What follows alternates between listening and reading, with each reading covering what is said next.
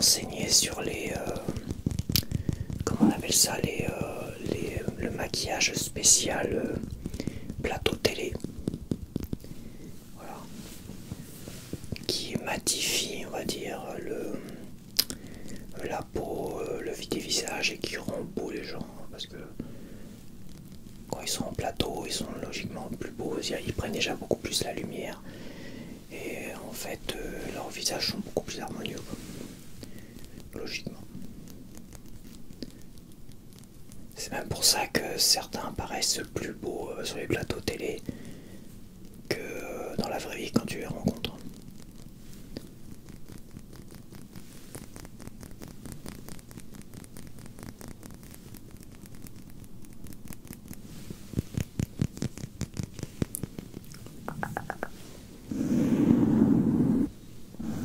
J'enlève ma bonnette, ça sert à rien.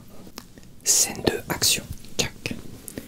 Donc l'avantage quand même, ce que je me rends compte de l'avantage de ne pas avoir de casque, c'est que je vais pas m'énerver sur tous les petits bruits que j'entends au loin. Parce que quand tu finis une vidéo de 1 heure totalement énervé, agacé, ça se ressent quand même au niveau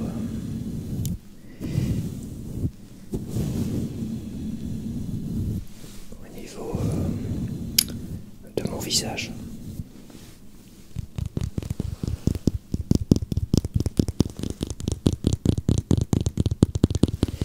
Je sais pas ce que ça va donner là, c'est vraiment une tentative, hein, parce que sans casque, le micro un peu plus bas, je sais pas ce que ça va donner.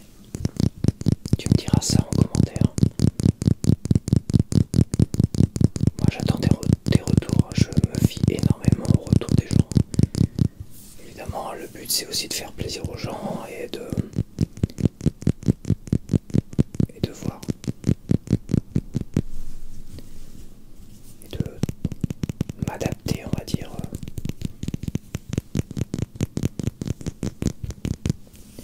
Mais c'est vrai que c'est quand même plus sympa de ne pas voir les micros. Alors c'est plus facile quand je suis très très près de la caméra. Quand je suis près de la caméra par exemple, j'ai le micro un peu plus haut. Voilà. Mais trop près de la caméra, c'est ma tronche de trop.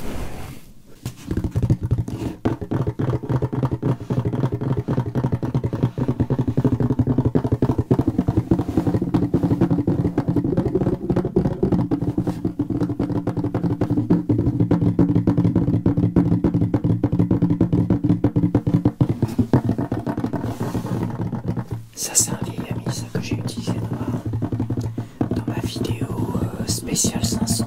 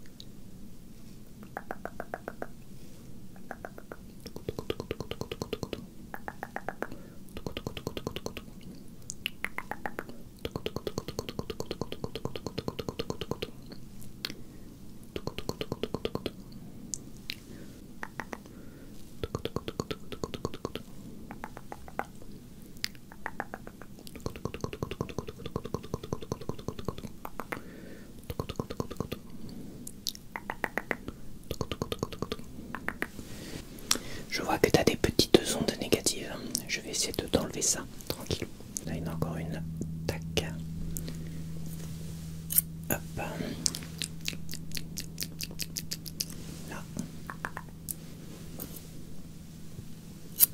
Voilà.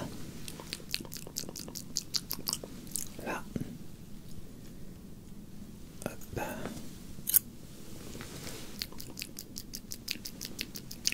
Encore une là. Là. Tac.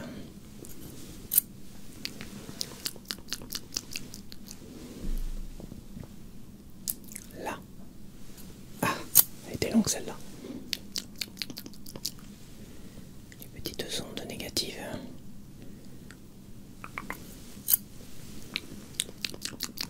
Toutes les peines et les souffrances. Hop là. Je vais les manger et les... Voilà. Et après, je vais les digérer tranquillement.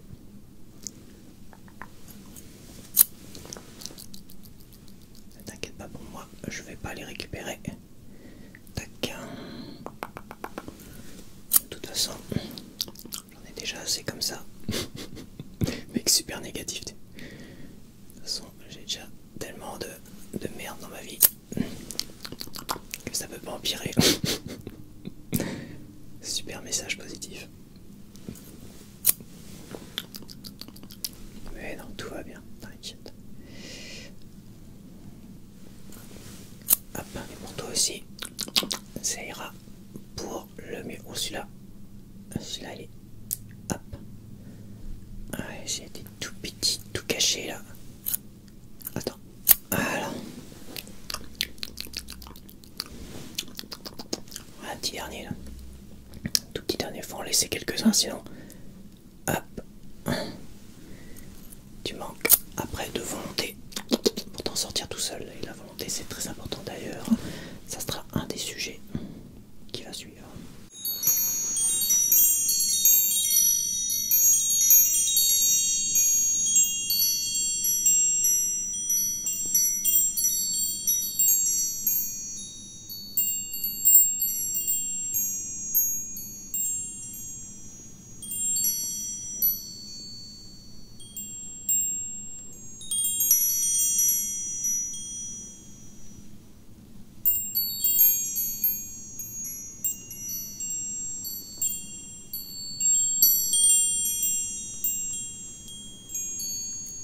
C'est à la fois visuel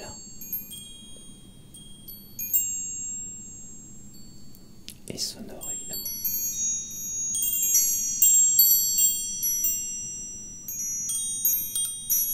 Alors, je me rapproche pas trop près des micros parce que je sais par expérience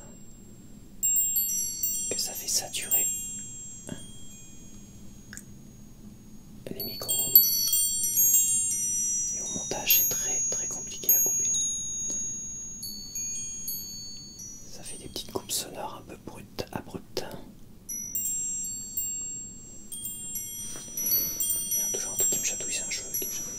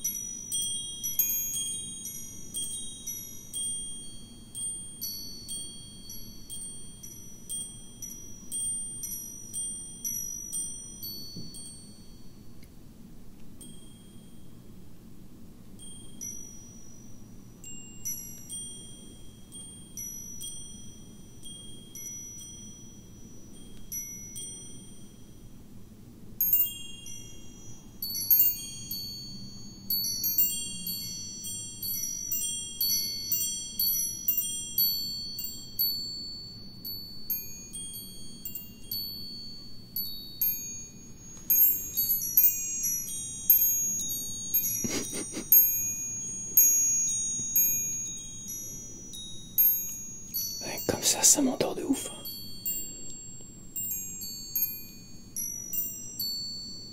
J'espère que l'autre il fait pas trop de bruit parce que je l'entends mouver quand même là.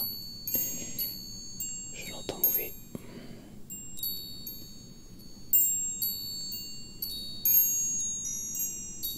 Mais on verra. J'en avais marre de me plaindre.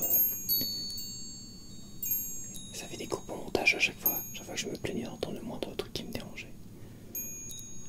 Et j'en avais marre de ça, donc là je préfère tenter le tout pour le tout comme ça, et puis je couperai vraiment les trucs très dérangeants au montage. Donc ça me convient assez bien finalement. Évidemment je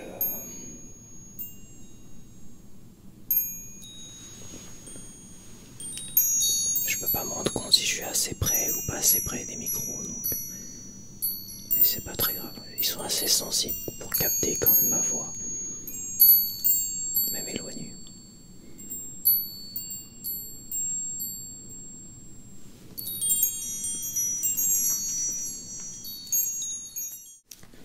Je vais vous présenter cet album que j'avais en fond dans une de mes vidéos précédentes. Help Yourselfish de DAD, Disneyland After Dark. Comme vous pouvez le constater, c'est une boîte très spéciale qui est évidemment introuvable aujourd'hui parce ils ont peint le logo dessus, ils ont mis un autocollant là. Et ça c'est pas un autocollant, et ça c'est pareil. D'ailleurs c'est à moitié effacé là, le 95, année 95 c'est à moitié effacé. Donc ça c'est acheté à l'époque, hein. En 95 d'ailleurs, le jour de sa sortie. Et il faut que je fasse attention parce que j'avais cassé, je crois qu'il était déjà cassé à l'achat.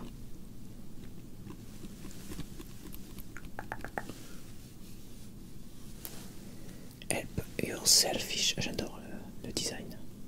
Donc c'est un album très sombre, très triste, pour plusieurs raisons.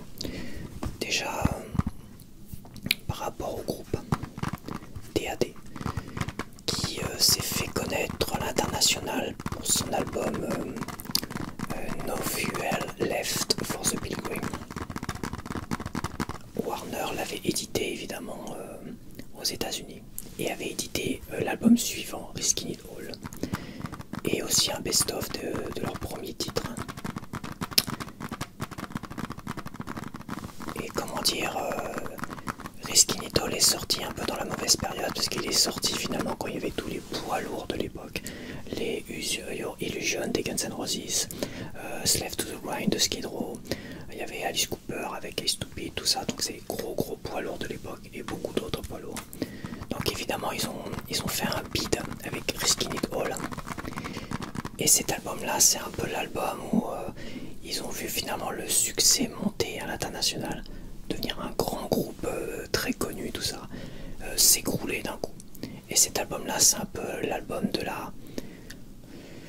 pas de la colère, de la tristesse, un peu du dégoût. C'est un peu du dégoût, c'est l'album voilà. Et ils ont surfé finalement sur le grunge. Parce qu'en 95, le grunge commençait à prendre un pas important dans le métal jusqu'à l'étouffer finalement. Ils vont finir par l'étouffer. Et cet album-là, finalement, c'est un mélange de métal et de grunge. Là où DAD faisait finalement, s'était arrêté au hard rock. Un hard rock assez classique. Là, ils ont fait un metal grunge. Cet album-là a un son qui est juste incroyable. À l'époque, c'était assez brut de décoffrage. Et finalement, c'est un album qui a énormément bien vieilli, contrairement à beaucoup d'autres albums de l'époque. Quand je vois Slave to the Grind de Skid Row, qui à l'époque était un super album, je trouve qu'il a énormément mal vieilli aujourd'hui, contrairement à The Boom and Race, leur troisième album, qui est un peu dans la même veine, un mélange métal et grunge. Donc celui-là, si vous voulez entendre autre chose que ce que vous avez l'habitude d'entendre en métal, celui-là il va vous dépoussiérer un peu la tronche. Là c'est comme un peu les pastilles à la menthe là, qui vous libèrent, on va dire, les naseaux. Là ça va vous libérer votre écoute musicale de ce que vous connaissez en général du métal. C'est vraiment c'est très frais, c'est à la fois frais, brut de décoffrage. Et il y a une petite chanson aussi toute douce, flat, qui est très particulière, que j'aime beaucoup. Donc là on a vraiment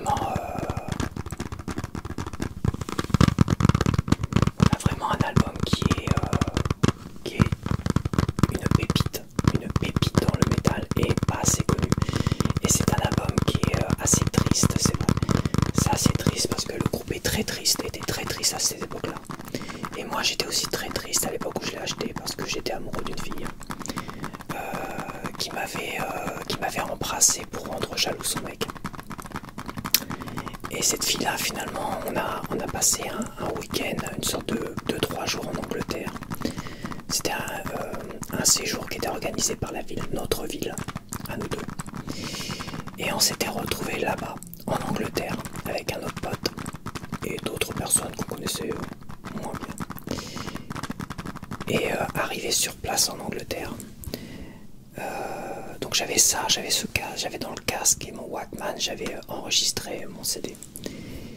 Et elle, quand elle prenait un morceau de mon casque, une partie de mon casque, elle me disait non, vas-y, écoute pas ça, c'est trop dur, tu veux pas mettre The Idol de Wasp, parce qu'elle adorait cette chanson-là. Donc je lui mettais The Idol de Wasp, je prenais le casque en entier, vas-y, écoute The Idol. Donc la chanson The Idol de 1992 de Wasp. Hein, donc,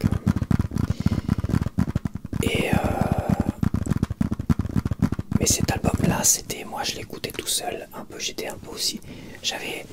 Cet album-là transpire tellement la tristesse, la mélancolie, que moi aussi j'étais très mélancolique à l'écouter. Et à cette époque-là, donc le fameux séjour en Angleterre, on était parti visiter je sais pas, les statues, les machins, tout ça. On avait commencé la visite et à un moment donné, on était à l'extérieur et on s'est dit, elle et moi et un autre pote, ouais, on s'est dit si on se barrait. Voilà, on s'était barré finalement parce qu'elle connaissait un petit peu l'anglais, un peu mieux que nous.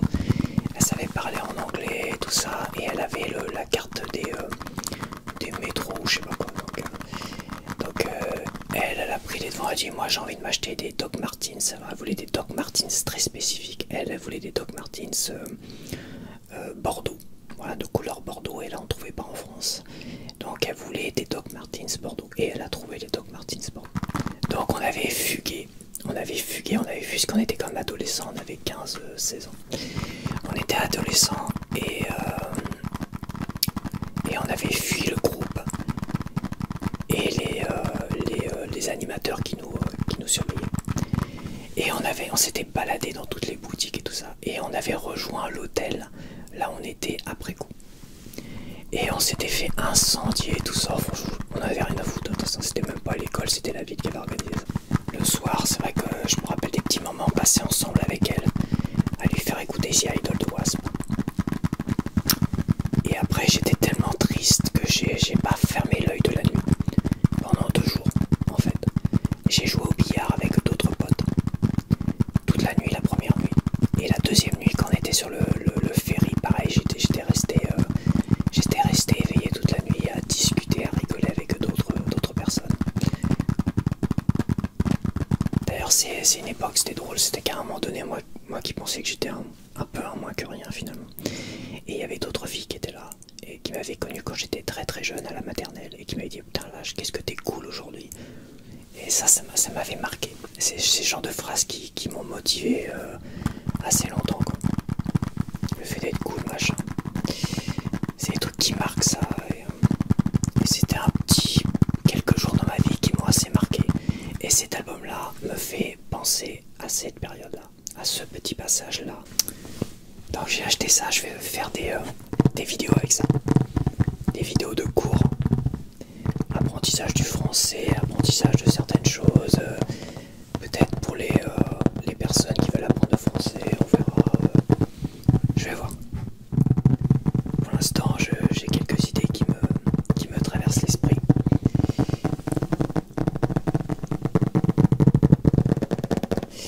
Mais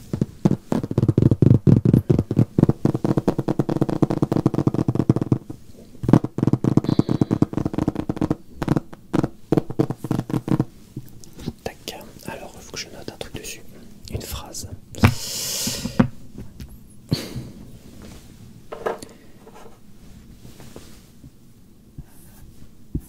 Alors, mon écriture n'est pas exceptionnelle.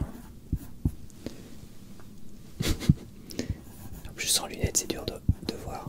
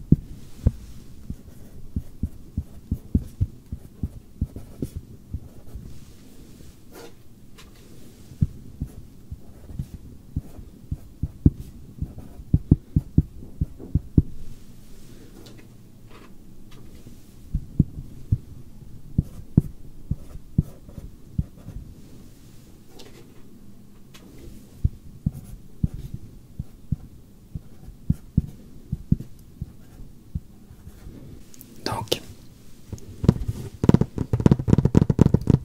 c'est dans ses rêves, c'est dans ses rêves que l'homme trouve la liberté.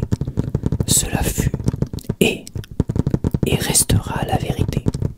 De John Keating, Le cercle des poètes disparus. Alors pourquoi je reviens sur cette citation?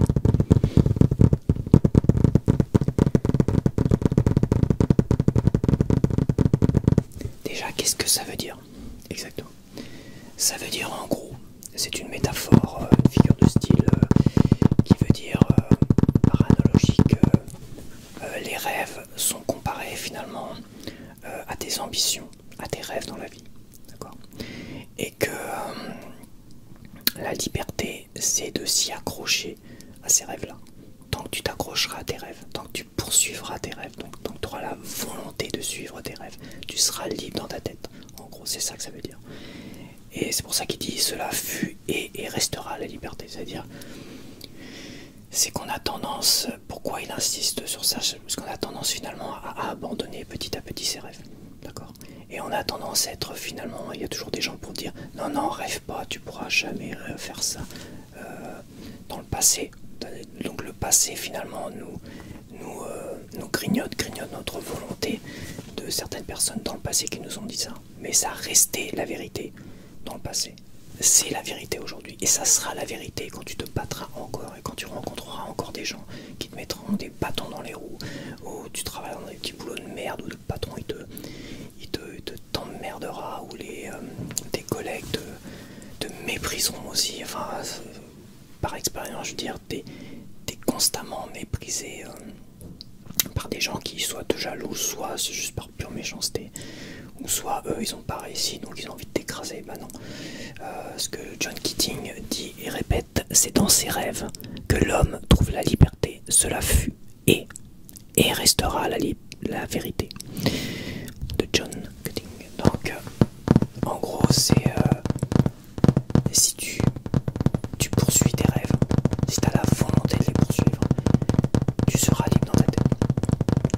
Et être libre dans sa tête, c'est être libéré de la souffrance, du mal-être et tout ça. Alors pourquoi je reviens dessus? Je reviens dessus parce que je vais vous présenter le film de la vidéo. Je reviens dessus parce que j'ai vu après, donc quand j'ai présenté Le cercle des poètes disparus, j'ai eu envie de le revoir.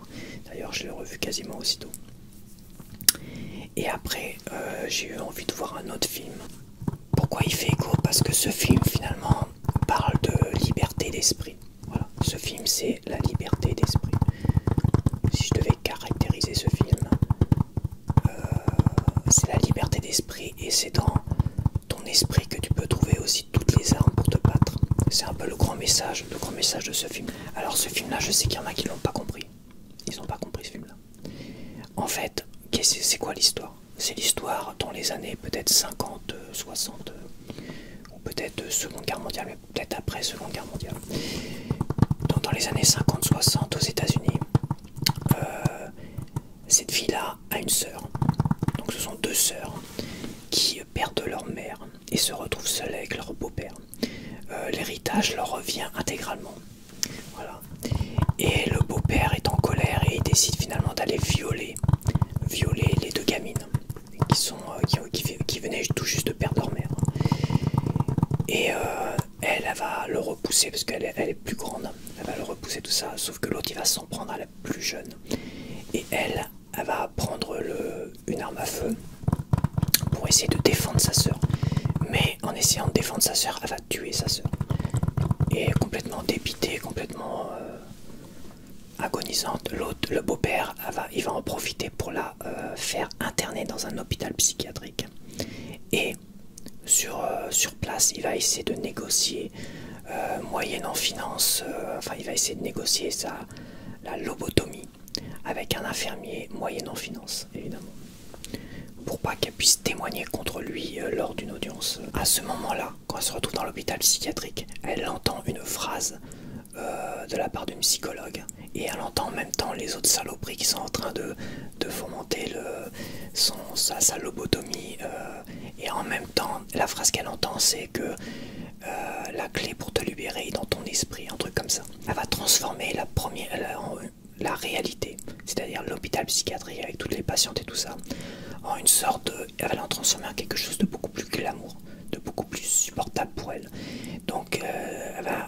transformer ça en maison close, donc toujours enfermé dans une forme de prison, une sorte de maison close tenue par une mafia. Et là, c'est la première couche du film, c'est-à-dire transformer déjà la réalité dans laquelle on vit pour la rendre beaucoup plus supportable. Déjà pour pas qu'elle pète un câble et elle abandonne tout, quoi. Donc ça, c'est la première couche. Après, il y a la deuxième couche, c'est pour ça que les gens n'ont pas trop compris non plus.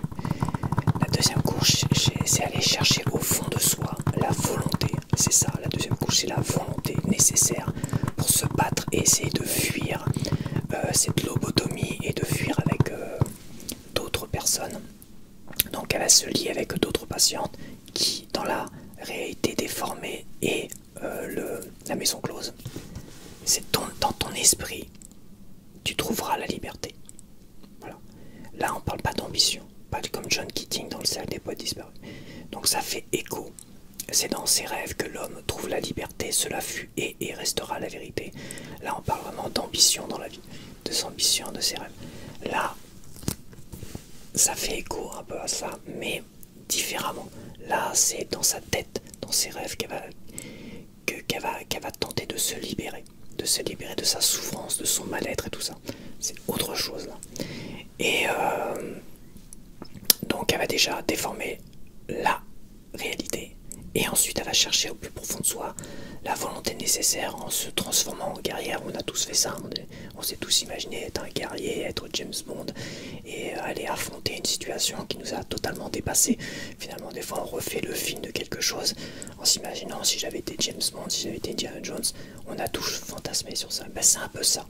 C'est un peu ça quand elles se transforment elles en guerrière avec les autres et elles vont chercher finalement ces armes en elles, cette volonté, ce courage nécessaire pour finalement arriver à se libérer et à affronter chaque étape. Donc il y a une clé à récupérer, une map, un briquet, tout ça. Donc il y a une stratégie qui est mise en place. Et voilà. Et la fin, à la fin il y a deux formes de liberté qui sont proposées aux spectateurs. Ça ne plaira pas à tout le monde. Et mais les deux, c'est finalement c'est vrai que la fin on a à la fois une fin positive et à la fois une fin négative, mais le message est toujours le même et c'est ça que je trouve le grand tour de force de ce film là. C'est que finalement peu importe finalement la liberté est au bout du film, quoi. Voilà. Il y a une version longue, mais je trouve que la version longue rajoute beaucoup trop de choses. Après ça peut être vite lassant comme film, quoi. C'est un film qui doit se voir assez rapidement. Beaucoup de scènes d'action, beaucoup de... Voilà. Mais après, il faut pas trop traîner non plus. C'est dans ses rêves que l'homme et la femme, d'ailleurs, trouvent la liberté. Cela fut et restera